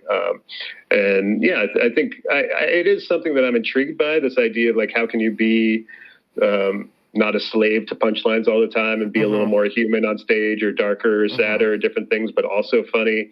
And so, yeah, but I wonder sometimes, is that like, maybe that's not for like doing stand-up at a comedy club. Maybe that's more for screenplay stuff or video stuff or a one-man show or something, or even a podcast or something like that, or writing. And like, it's sort of how do you slot in the right material for the right like form of outputting it.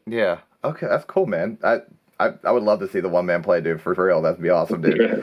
So you already kind of explained this kind of litmus test that you do before, like, hey, I kind of ran this joke by a few friends, like, is this going to be okay not to take to the stage? Do you do any kind of writing? I know you sent me, and this is where I would slot in the pictures of your field notes, but they're mostly look like set lists and kind of like maybe like a jotting of a note or two. But do you do any kind, because you're taking on complicated material in which you're marrying subjects together, do you do any kind of pre-show writing? For the first time you deliver that on a stage, do you do any form of writing first, or is it all worked out on a stage?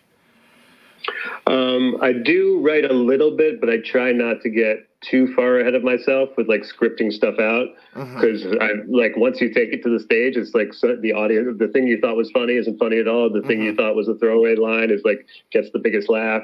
You can sense from the audience they're really interested in this one part, but they don't care about another. So like a lot of times it's just like I just find it wasteful to like overwrite a bit before even trying it on stage. I'll just sort of like have the idea or the seed of the idea, or be like, I think there's something funny here, let me try it.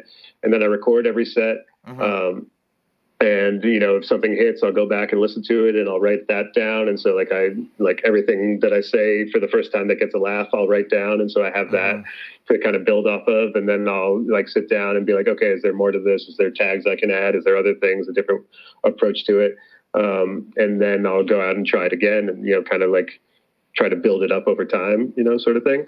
So that's kind of like my general approach. I mean, when you're saying this, I was like, oh my gosh, I don't have the balls to do what he does, because you're taking material that is so next level and so touchy in some aspects, and you're creating a framework around like, here's what I want to touch on, but it's like, how are you, I know you've done comedy for 15 years and that's going to be part of your answer, but it's like, how are you comfortable on stage working out a bit like that? Because it could just be silence and everyone just like looking at you, or they're just like getting on their phones or like yawning. Like, well, that's what I like about like keeping it tighter at first. Okay. Like, that's why I don't like writing like a 3.5 minute bit that I've never tried before and be like, I'm going to do this 3.5 minute bit whether the audience likes it or not. I'm going out with like 1 or 2 lines. Okay. And a lot of times I'm trying to piggyback on another joke that works that's like vaguely related or something like that. So I'll try to slip it in that way.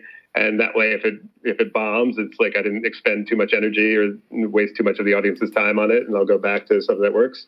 And then if there's something that's working, I'll try to build on that in the moment. And if not, I'll record it and listen to it later and try to build on it. When I'm at home, or on the subway the next day, like prepping for the next show or writing or whatever.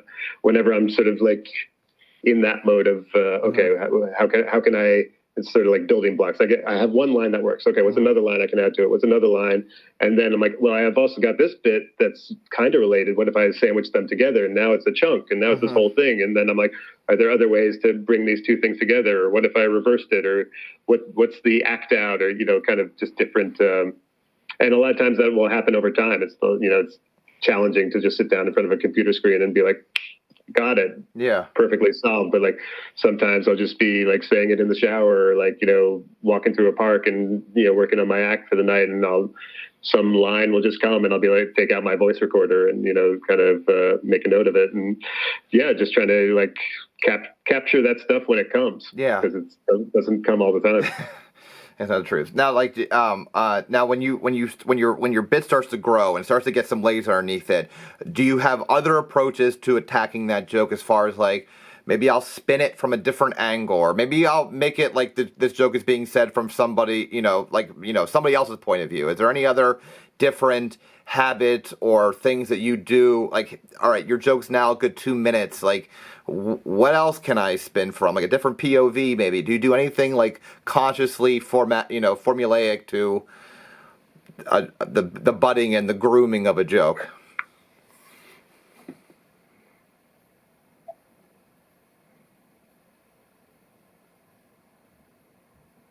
Yeah, I don't have like some formula that I run, but it might be more of a subconscious thing at this point. But yeah, this idea of like, I always have to remind myself, like, what's the act out here? Like, like, okay, you've made this point, or you have this view. How can you put these words in some character's mouth and then act out what that character would say or do? It's like a healthy exercise. And then I think it's also like, okay, and who's the opposite of that person? What would they be like? What would they say or do? So it's sort of like, if you're doing a joke about something you hate, what would the person who loves that thing argue? And how would they articulate it? And where's the opposites? Where's the friction? Where's something surprising or interesting? What's a line that someone would say that would be quick or rhyme, or like be something that's already an existing saying that you could tweak? And I think it's. A lot of times it's just sort of, I do find it helpful to actually talk things out loud when you're at that stage of things, because sometimes your conscious mind will just be a little bit ahead of your mouth, and like something surprising will come out and you'll be like, oh, yeah, that's a lot. I don't know where that came from, but I'm going to write that down. And like kind of, it's almost like trusting your subconscious a little bit in that way can lead to good results. Cool, man. Well, thank you. I appreciate you sharing all that. I want to kind of switch gears a little bit and talk about the stuff that you do outside of stand-up. We're down to our 30-minute thing, and I want to keep time for our compilation questions at the end. First thing I want to talk about is your newsletter, the Rubesletter, which I thoroughly enjoy. I'm going to throw a name out here that I'm going to badly mispronounce, and I don't know if you know who this person is, and maybe if you do, like Maria Popova. Does that name mean anything? I do know her. Yeah. Oh, okay. There we go. When that newsletter comes out, it's like, there's like, I'm always going to learn a little bit from it. Like I always like yours because hers is never as funny, and sometimes hers is mostly about like someone sees a tree, and that's 8 paragraphs. But with your it's stuff, poetry, man. I know, poetry. I know you would love that stuff. She had something the other week or whatever about like, it was just like an artist drawing of trees. I was like, oh my god. But your stuff, like even today's was, it wasn't. There was funny things in it, but it wasn't overall funny. But I was like, this is interesting. I've never known about it. Like you taught me something new through this Rubesletter. So kind of tell me, where do you get? I mean, you come out with it weekly, which is an amazing endeavor. I don't even know how someone goes about getting that stuff together. I mean, your writing ability is incredible. But how do you kind of work out what gets into a Rubesletter? And then can you walk us through like, what does the paid subscription get you versus the free subscription? All right. Well, I'll start with that part first because Sure. It's easier. There's extra content that I send out to people on the paid plan, and then also you get the satisfaction of knowing you are supporting my efforts with the newsletter, because it does take a lot of time, and I work hard on it. And like having paid subscribers is part of the motivation for me to keep it up and keep going. So I very much appreciate the people who support. And how do I know what to put in it? Similar to what we were talking about with stand-up of like, I think it's what do I think is interesting or surprising. It's a lot of times it's more stuff that like belongs in like an essay format, and it might not be like super funny. It might just be something that I want to get off my chest. And like if it's a topic I keep thinking about, or I keep having, this is a Chris Rock thing of like if you bring up something 3 times in conversation, you know, with people off stage, then you need to bring it on stage. And like, I think that's something that I, you know, always pay attention to. Is there something that I keep talking about with people in my life who I think are, you know, smart or I'm close to, and like in a way that like reveals that I care about it? Then like, okay, how can I write about this for the newsletter? There's also like today's was about Robert Rauschenberg and like the erased de Kooning and this idea of like erasing stuff in order to make art. And that's a story that I didn't know about, you know, 5 or 10 years ago. And so I think that's part of like, sometimes I have like things that I'm really into. I'm like, this is like this amazing thing that I wish I had known. I wish someone had told me this. You know, so sometimes I'm just writing the newsletter for past me. Like, you wish you had known this, you know, 5 years ago, then you should write it, because there's probably other people who don't know it who would appreciate it. And then, sometimes it's me wanting to think through an idea more. Like a lot of times, like exploring, like I'm going to start writing something and I'll start thinking about it, but like what comes, it makes some right turns or goes in different directions. And that's me sort of like learning and like kind of figuring it out as I go along, which I think is sort of, when it comes to essays, the best kind of writing. And then I always try to include, you know, other things that I've spotted, you know, online or that I've read that I thought were interesting, like sort of things to excerpt or share with people. And, you know, I try to make it stuff that's mostly me and that I'm writing, but then also kind of showing the stuff that I've been consuming that I think is interesting. So there's a little bit of that curation or whatever you want to call it in there. And then it's also a good way for me to just sort of output like joke ideas and different, you know, sort of tidbits I've got lying around or things I tweeted or, you know, other stuff like that, and kind of collect it all in one place and be in people's inboxes as opposed to like expecting them to constantly like tune you in on social media. Gosh, wait, I had something that just escaped me. Gotcha. Oh yeah. I mean, so obviously you are reading, and not just reading, but I don't know if you're having discussions that are, you know, like kind of what are you doing on a day-to-day basis? Like, what are you reading? Like, what are some things that you seek out to read? This thing today about the artist who erased, I already forgot the name, the artist who erased the other artist's pictures, and how that, you know, you tied in Pablo Picasso and you tied in, you know, a bunch of other people similar to that. Dr. Dre, software engineers. Yeah. So like, so what are you how are you like reading? How are you, not like how are you reading, but like, where's this kind of need to, or zest to read, and where do you get what to read? I mean, a lot of that stuff that I share is through like online and, you know, like either friends of mine or people that I trust and follow online. So I try to like, you know, it's usually people not caught up in the tribal partisan slipstream of like, you know, just dunking on each other. Yeah, so I try to follow people who are like, I mean, you mentioned Maria from Brain Pickings. I think, you know, so like interesting podcasts, people who are like thinkers or like sharing interesting ideas, like a lot of times like trying to avoid the partisan like kind of you know, rage fest of people dunking on each other, and be like, okay, who's talking about interesting ideas? You know, there's some newsletters that I subscribe to, and, you know, I think people know a little bit what I'm interested in, and will share things with me if they think it's up my alley. So that's nice. And just sort of just being out in the mix, and, you know, probably online too much. Well, what percentage of your day do you think you're just reading, and not even just for the newsletter, just reading for your own mental health? It's a good question. I'd say more, you know, but it's like these online like kind of tidbits and chunks. So I never know how to measure that. You know, probably like an hour or two, but like, you know, there might be interruptions there and stuff. So, you know, I don't know completely how to measure it. Gosh, man, I'm so jealous of you, dude. You're reading, you're writing incredible stand-up, you're performing. God damn it! All right, so I want to talk about your special. Although, again, to kind of take what I've learned from you today and like not putting labels on things, whether your special is indeed a special, because I could be part documentary, it's part special.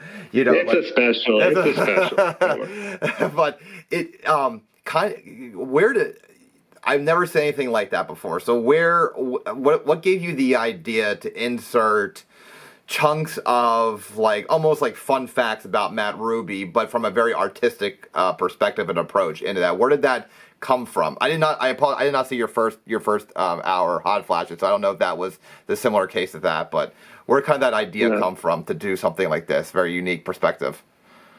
I mean, I think I like doing video stuff. I wanted to make a special that wasn't just all jokes in a comedy club on stage and bring something visually different to it. And then I think, is a little bit of what are some things that I think are like, if someone was really going to know me, what would they know? But maybe they're not stuff that I have jokes about. And so like, this was a way to kind of like introduce myself and like, give you a window into who I am as a human being, through stuff that I think is humorous. And there are like things that are just sort of like funny in there, but it's not like set up punchline stand-up comedy jokes, in a conventional way. And so I think, and, it's just sort of, that was, I did all that in one, I pressed record on my phone and just talked for like 6.5 minutes. And like, what do I want people who are watching the special to know about me that they're not going to see it in the jokes? And just kind of said it all in a way that I'm like, and then like put video on top of that in a way that aligned and made sense, and edited it all together on my own, and like kind of, thought like, okay, this is, so you're getting the stand-up comedy on stage Matt Ruby, and then you're getting a little bit more of like the human being who who lives life and has some interesting things that aren't in jokes but you might want to know about. God, do you know how much I would pay to just watch you travel and like go through the stuff that you would experience to travel, but then also like do stand up like overseas and kind of get your perspective? I think that'd be incredible. Kind of like what Anthony Bourdain did, but not food. That sounds great. Well, I like to cook too, so I've been thinking about it. Is there a way to do some cooking like comedy hybrid thing moving forward? Is something I'm actually considering right now. But yeah, Bourdain's great. I would love that. I think he's a good model for like. How you can create something that's authentic to you and appealing to a wide range of people, and like kind of clearly came from like something that he loved and he had a passion for. Now you're obviously an established stand-up comic, and you have weight behind you. What was the intention of putting that special out for free and not trying to sell it to like 800-pound gorilla or whatever? Like, what was the intention of doing this self-produced?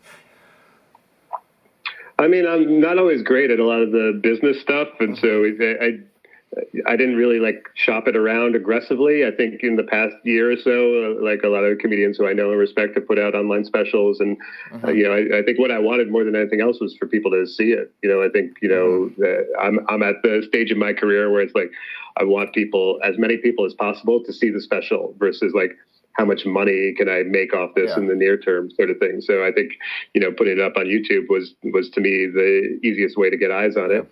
I think also I just didn't want to like wait 8 months of trying to like see where I can get it sort of thing. I made it and the album was out, and I want to like move past that material and get it out in the world, and like think I'm growing and getting better as a comedian, and there'll be more good stuff to come. So like, let's let the beast out into the wild. I think you had 52,000 views on YouTube, and that doesn't even pertain to like what you got on Spotify or if it's on or if it's on Sirius or anything like that. There was strategy there to that whole thing. So that's cool. So. I guess like the other thing I want to talk to is this Vooza thing. So I spent not much time researching Vooza. I understand it's like a video comic strip, which is a super unique idea, and I saw a couple videos, but like it seems like are you still doing that, or is that something that happened in the past and you've kind of put on the back burner for right now, but maybe because of COVID or whatever? Like, is there what's the status update on Vooza? Yeah, it's on hiatus for now. I mean, we had a good run. We did like over 180 episodes. Each one's like 2 or 3 minutes in length. And, but yeah, sort of like the video landscape changed. And so it became more and more challenging to actually like make money off it and, sort of like stop being sustainable. And also I think on some level, it sort of like felt like it had run its course after, 180 episoades. It felt like kind of a nice chance to move in a different direction and exercise different muscles. Okay. But that said, like worked, with a lot of great people on it, and like still collaborate with some of those people sometimes, and we'll still have like generally like companies in the tech world it's a show that makes fun of like tech companies and startups. So like people in that world will sometimes. What is the thing that will validate, or if it's already happened, validate that all this sacrifice was worth it? All this suffering and not knowing where you are, all this kind of BS in your life. It's already been worth it. It's the journey, not the destination, man. There's no carrot? You don't have a carrot? Well, I don't know if you can look at external rewards as being the justification for behavior. I think that seems to be a road to unhappiness, because even if you achieve that, then the next thing is always further ahead. There's I think you've in this moment, are you doing what you want? And if you are, then that's a victory. I mean, I know this sounds like some hogwash, but but yeah, I mean, sure, like, make me famous or give me tons of money, or like, have everyone in America talking about how wise I am. Yeah, that sounds great, but like, I don't know if it's about to happen, next week or anything. God, how can I get to be where you're at, man? That is the right mindset. When you put that back on me and you made me look at it, damn it, man. Well, it's like I'm more of like, what's the next step? Is more like, okay, well, this is the next thing I want to do. So how do I accomplish that? Yeah. But I'm not a big like long-term planner, and I think there's pros and cons to that. But I'm not like, this is my 5-year goal, and I need to hit that. And if I don't, I'll be a failure. And if I do, I'll be a success. And like, that just sounds like not how the universe works typically. So what is your next step? Well, right now it's like getting my sea legs back. I put out that special, and like I haven't, so now it's about generating, new material, having a new, like 45 minutes that I feel like is, quality and like, consistent. And, I feel like, I've just kind of been hitting it hard the past few months, and like, it feels good to be back on stage. And I feel like I've got some solid new material, and just kind of building on that and feeling that level of comfort of like, there's a foundation. Like, I think when you've got, 15 minutes of new material, you feel comfortable. You're like, okay, that's one hurdle. But then you really want 30 minutes, and then you want 45 minutes. And each like step closer on that scale you get, the more you feel comfortable on stage, because you've got this foundation of material to pull from, or like different directions you can go with different audiences. And so I think that's what I'm focusing on right now. And then, I think, some more video stuff that I want to be doing, now, I'm like kind of, I feel like I've been in a holding pattern in some ways because of pandemic stuff. And now that we're liberated again, I'm excited to start making some moves that I couldn't make before. So I'm excited about that. Yeah. Dude, thank you so much for doing this, man. I am honored. This was so cool. It's exactly what I thought it was going to be like. Thank you for letting me reach out to you without having any clue who I was, and just doing this, man. I'm so thankful, dude. This is awesome. I had so much fun and learned a lot today from you, dude. You're so much of like what I like struggle to get more like this in the moment kind of happiness thing is. It's like I'm so far from that. So it's like comforting yet like intimidating that there's people like you that can do it. I'm an emotional robot who doesn't have human feelings, so that makes it easier. You say that, but you're not. You say that, but you're not, man. Obviously, like, you talk about your mom and stuff like that, and like being with her in her final days, like there was an emotion. I felt there was emotion there from you, and I early on you stopped me. I think you saw where I was going with like, hey, was your dad like distant? And you kind of stopped me right off the bat. There was emotion there with you, man, and I appreciate it, and I can't wait to see what you're coming out with next, dude. Well, thanks. I was a little bit worried, but I felt like it would be a good conversation because you seemed like intentional in your questions and what you had in mind, and I really appreciate how like insightful your questions were, and that you put in time and energy into the interview and did research and all that. So dude, I'm thankful for it, and I'm excited to see what comes out of it. Yeah, well, I'll follow your stuff, dude. I'm so happy that Two's shared your thing, and I guess that's the biggest piece of marketing that anyone can do, man. I hope more people do that, dude. Yeah. Maybe that's the answer. You gotta get Jim too sharing your stuff. I don't even know how close the two of you guys are. I went into this theory of like, these New York comics. I like Jim. No, I know Jim well. He's great. He's great. But thanks again, dude. I appreciate your time, and we'll be in touch, and I hope to talk to you again soon. Awesome. Keep me posted. See you, buddy. Thanks, man. Take care. Bye. Have a good night. You too. That's it. This concludes our second season of Get to the Joke. what better way to end this season than with Matt Ruby? Check out his special, Feels Like Matt Ruby. Again, it's free on YouTube. Subscribe to this channel. Check out my website, marcstout.com. Like some of these videos, and I'll see you next season for season 3. All right, take care. All right, bye.